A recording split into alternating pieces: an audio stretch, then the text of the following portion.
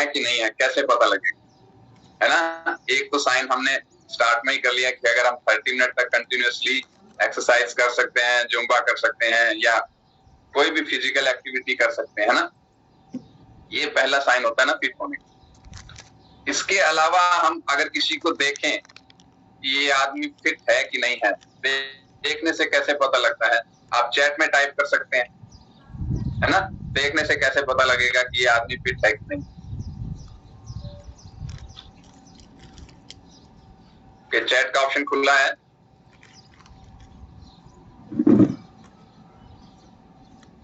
Ravi sir कह रहे हैं टमी से, बिल्कुल सही बात कर रहे हैं। बॉडी शेप से प्रति मैम कह रही है ना। फेस एक्सप्रेशन पूर्वा मैम कह रही है, बिल्कुल सही बात है। अगर फेस हैप्पी रहेगा ना तो बिल्कुल हमें पता लग जाएगा कि बंदा फिट है ना। हैप्पी फेसेस भी जरूरी है। चलिए, तो वजन जैसे बॉडी शेप और टमी, ये दोनों चीजें मेन होती है ना देखने में कि अगर बॉडी शेप सही है यानी सही वजन है आदमी का या और व्यक्ति का, किसी का भी, आदमी या महिला किसी का भी, तो वो हमें फिट नजर आएगा। लेकिन सिर्फ बॉडी शेप में होना या आइडियल वेट पे होना ही फिट होने की निशानी है। विजय सक्सेना सर गर्दन हिला रहे कि नहीं, बिल्कुल सही है। अगर हमारा वजन सही है ना, बहुत सारे लोगों का वजन सही होता है ना, लेकिन तब भी उनमें बहुत सारी दिक्कतें होती हैं। रीजन बीइंग क्या होता है ना कि उनके अंदर पोषण यानी न्यूट्रिशन की कमी होती है ना। पोषण बहुत जरूरी हिस्सा है हमारी फिटनेस के लिए। यहाँ पे बात करते हैं ना हम 20% और 80%, तो वो 80% हिस्सा वही है हमारा पोषण यानी न्यूट्रिशन।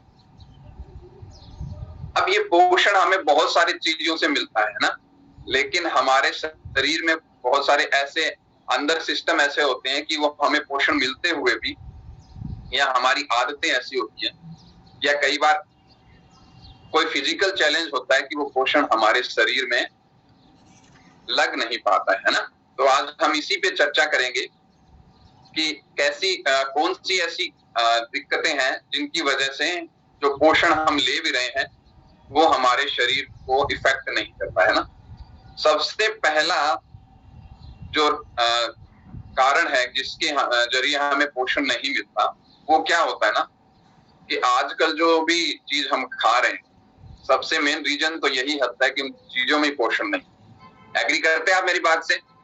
जो भी चीजें हम बाजार से लाके, सब्जी मंडी से लाके या फ्रूट्स लाके हम खा रहे हैं, उनमें पोषण की कमी है। कैसे पता लगता है? स्वाद ही नहीं है सर, है ना। कोई भी फ्रूट लाते हैं, कोई भी सब्जी लाते हैं, स्वाद ही नहीं आता, पहले जैसा स्वाद नहीं रहा। रीजन क्या होता है ना कि आजकल का जो प्रोडक्शन है वो क्वालिटी बेस्ड नहीं रह के क्या हो गया, क्वांटिटी बेस्ड, है ना। तो उसमें स्वाद की कमी होती है ना। बहुत सारे फ्रूट्स जैसे होते हैं जो पहले जैसे स्वाद नहीं होते। इवन होता क्या है ना, सब राजस्थान से बिलोंग करते हैं ना यहाँ पे, तो खेतों में मतीरे होते हैं ना, वो भी अभी टेस्टी नहीं रहे, जबकि उनमें क्या होता है ना कि हम उसमें तो कोई केमिकल ही नहीं डालते।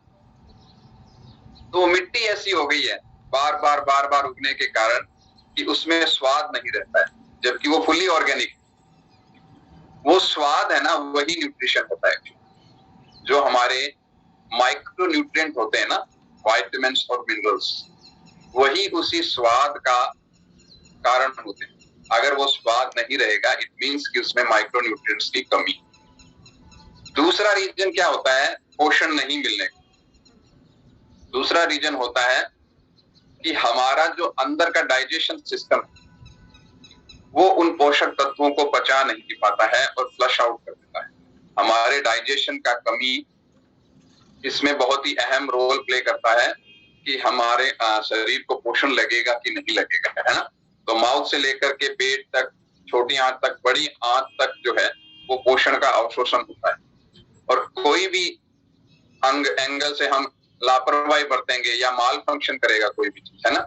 अगर हम खाना नहीं सही तरीके से चबाएंगे, है ना, पानी एडिक्वेट नहीं लेंगे, है ना, पेट हमारा खराब रहेगा, आंतों में दिक्कत है, तो उससे क्या होगा ना कि हमारा जो पोषण है वो हम ले भी रहे हैं, बाय चांस जो भी थोड़ा बहुत आ रहा है वो सीधा बाहर निकल जाएगा, है ना। और तीसरा और जो सबसे अहम कारण है पोषण का हमारे शरीर में नहीं लगने का, वो क्या होता है ना कि सभी को आदत होती है ना कि सोखा काम है ना, जो सीधा काम है उसको हम पहले कर लें, है ना, और जो कठिन काम है उसको हम टाल दें। ऐसी आदत होती है ना सभी में, हमारे शरीर में भी यही आदत है। हमारा जो सिस्टम है, माइंड है, हमारा जो डाइजेशन सिस्टम है, उसमें भी यही आदत है कि वो सीधे चीजों को पहले ले लेता है और जो कठिन चीजें हैं उनको वो बाद में लेता है। तो हम सीधे चीजें में क्या होते हैं ना, रिफाइंड और जो सिंपल कार्ब्स हैं वो अगर हम ज्यादा ले रहे हैं तो क्या होगा ना, इस शरीर उन्हीं को ले लेगा और जो कॉम्प्लेक्स चीजें हैं, वाइटामिन है, मिनरल्स हैं, उनको वो नहीं लेगा। या क्या होगा ना कि ये जो सिंपल चीजें हैं वो जब कोई चीज ज्यादा होती है ना तो जो कम चीजों को वो वैसे ही बाहर निकाल देते। तो अगर हम शुगर ज्यादा ले रहे हैं या रिफाइंड शुगर ले रहे हैं या अपना अगर ज्यादा कार्ब्स ले रहे हैं या अगर फैट ऐसा ले रहे हैं तो उससे क्या होगा ना कि जो हमारे वाइटल न्यूट्रिएंट्स हैं वो फ्लश आउट कर देता है, उनको डिप्लेट कर देता है हमारे शरीर से। ये सब इन चीजों से हमें गुरेज करना चाहिए। सिंपल कार्ब्स जितना से कम हो सके उतना हमें लेना चाहिए। अच्छा वाला फैट जो है वो हमें लेना चाहिए, है ना। तो ये चीजें हो गई पोषण की कमी क्यों होती है हमारे शरीर में, है ना। लेकिन क्या होता है ना कि हमें एक्चुअली पता नहीं लगता कि हमारे शरीर में पोषण की कमी है। खास करके जो माइक्रो न्यूट्रिएंट्स होते हैं उनकी कमी हमें बहुत ही लेटर स्टेज में जाकर के पता लगती है और तब तक हमारे शरीर में बहुत सारा डैमेज ऑलरेडी हो चुका होता है ना। लेकिन क्या होता है ना, किसी बड़े चीज के होने से पहले छोटी छोटी चीजें होती है। एग्री कर रहे हैं आप मेरे से? यानी कि किसी चीज को, बड़े चीज को, यानी हमारे शरीर में भी ऐसी चीजें होती हैं कि जो बड़ा डेफिशिएंस होने से पहले क्या होता है ना, शरीर छोटे छोटे साइंस देता है, लक्षण पैदा करता है अपने आप में, जिससे हमें पता लगता है कि हमारे शरीर में पोषण की कमी है। जो हमारे मैक्रोन्यूट्रिएंट्स है उनकी कमी, क्योंकि हमें हमारे जो खाने का जो है मेन हिस्सा वो मैक्रोन्यूट्रिएंट्स होते हैं, उनकी कमी हमें बहुत ही जल्दी पता लग जाती है। लेकिन माइक्रोन्यूट्रिएंट्स जो होते हैं ना, विटामिन्स और मिनरल्स, जो हमारे शरीर को बहुत थोड़े चाहिए, उनकी कमी हमें बहुत देर से पता लगती है। लेकिन शरीर क्या होता है ना कि जैसे ही थोड़ी ही कमी होनी शुरू होती है ना तो शरीर उनके लक्षण पैदा करना शुरू कर देता है ना। तो उन कुछ लक्षणों पे हम पहले चर्चा कर लेते हैं कि क्या क्या लक्षण हैं जिनसे हमें पता लगता है कि इन सब चीजों की हमारे शरीर में कमी है ना। ओके, तो सबसे पहले क्या है ना कि आपने देखा होगा कि जो हमारे नाखून है यहाँ पे ये सब, इसमें सफेद सफेद जो छोटे छोटे धब्बे से हो जाते हैं, है ना। या हमारी स्किन जो है वो ऑयली हो जाती है ना। तो ये दोनों ही चीजें जो है हमारे शरीर की एक बहुत ही ट्रेस मिनरल्स जिसको कहते हैं जिंक, उसकी कमी का लक्षण। मेल्स में ज्यादातर ऑयली स्किन होती है ना, और फीमेल में कम होती है। उसका रीजन ये होता है कि जो एस्ट्रोजन हार्मोन है, एंड्रोजन हार्मोन सॉरी, वो मेल्स में ज्यादा होता है, मेल हार्मोन होता है, और उसकी वजह से ही हमारी स्किन जो है ऑयली होती है। तो ये अगर ज्यादा बढ़ जाता है, इट मींस कि जिंक की कमी। तो जिंक हमें प्रॉपर करना चाहिए इन दोनों ही चीजों से बचने के लिए, यानी ऑयली स्किन के लिए भी, और जो हमारे ये जो नाखून हो गए ना सफेद लगे धब्बे, ये जिंक की कमी से। उसके बाद में खास करके सर्दियों में होता है, लेकिन गर्मियों में भी कई लोगों के क्या होता है ना, यहाँ से ये क्रैक हो जाते हैं, होंठ फट जाते हैं, एड़ियां फट जाती हैं, या जो हाथों की चमड़ी है वो निकलने लग जाती है, खास करके यहाँ नाखूनों उससे। ये सब लक्षण है स्किन संबंधी, जो फटना है या फ्लैक्स हो जाना है त्वचा का, या होंठ पपड़ियां आ जाना है, ये सब चीजें होती हैं। विटामिन बी के काफी हिस्से होते हैं ना, B1, 2, 3, तो B1 और B3 इन दोनों की अगर हमारे शरीर में कमी होगी ना तो ये स्किन पे सबसे पहले दिखेंगी, इवन रैशेस भी पड़ जाती है। इसके अलावा ओमेगा 3 अगर कम होगा तब भी स्किन संबंधी प्रॉब्लम्स हमें हो सकती है ना। ये बी विटामिन बहुत ही इंपॉर्टेंट है स्किन के लिए, है ना। इसके अलावा क्या होगा ना, हमारी आंखें पीली हो जाती है।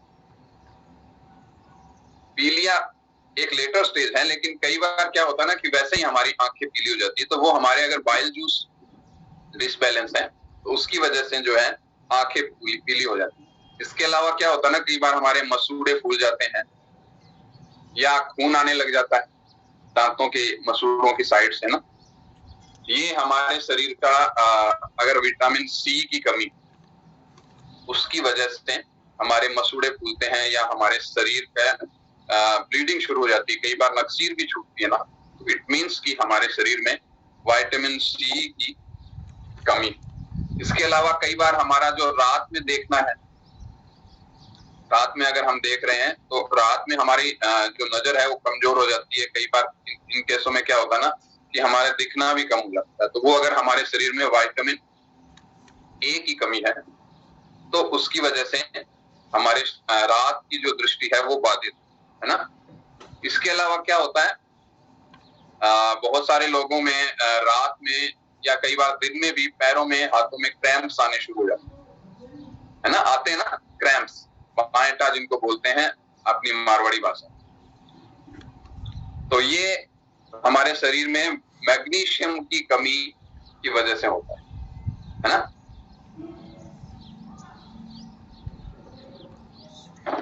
अच्छा, आयरन की कमी खास करके काफी लोगों में देखी गई है ना।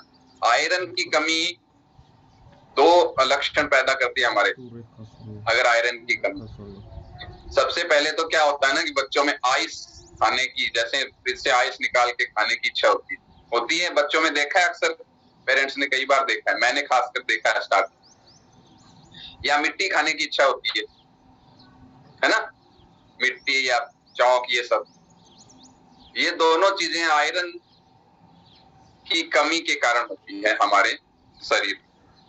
अच्छा, कई बार क्या होता है ना कि हम ज्यादा सोचने लग जाते हैं, स्ट्रेस में जल्दी आ जाते हैं, है ना।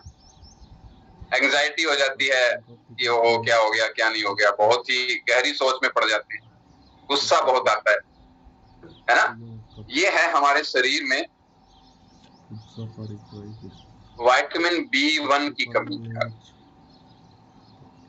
तो ये सारी बहुत सारी चीजें हैं। इसके अलावा भी जैसे आईब्रो कम हो जाती है या स्टिफनेस रहती है गर्दन में, या सूखी खांसी आती है, या बुरे सपने आते हैं, है ना, ये सब चीजें। तो इसकी वजह क्या है, इन सभी सारी बहुत सारी जो विटामिन हमारे शरीर में चाहिए होते हैं रेगुलर बेसिस पे, या बहुत सारे मिनरल्स जो ऐसे हैं वो चाहिए होते हैं। होता भी क्या है ना कि जहाँ पे कई बार क्या होता है ना कि हम ज्यादा नमक खाते हैं, तो उसकी वजह से हमारे शरीर में सोडियम तो ज्यादा हो जाता है, लेकिन पोटेशियम उसको डिप्लेट कर देता है, पोटेशियम को सोडियम। तो जो और चीजें पोटेशियम की कमी की वजह से होती हैं उनमें हमारे ये लक्षण शुरू हो जाते हैं।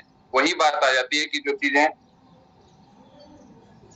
शरीर आसानी से ग्रहण कर लेता है ना, वो चीजें ज्यादा हो जाती है हमारे शरीर में, और वो जो हमारे शरीर के बाकी चीजें चाहिए होती है, जो कॉम्प्लेक्स चीजें, वो डिप्लेट हो जाती है। तो हमें इन सब चीजों को बैलेंस में बना के रखना होता है ना।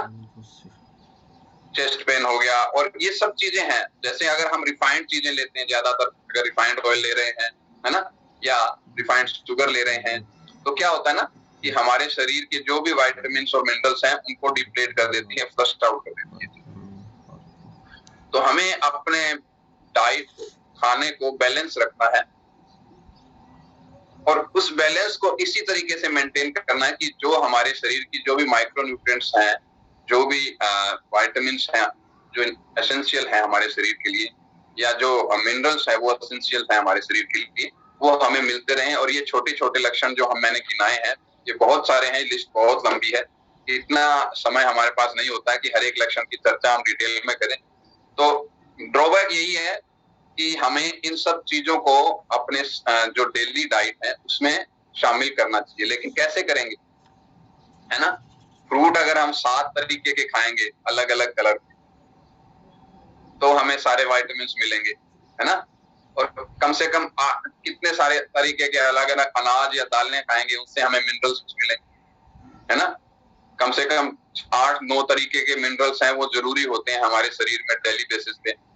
और ए, बी, सी, बी, ई और के, इतने सारे विटामिन हैं। इसके अलावा विटामिन एफ भी होता है आजकल, है ना, ओमेगा 3 को विटामिन एफ बोला गया है।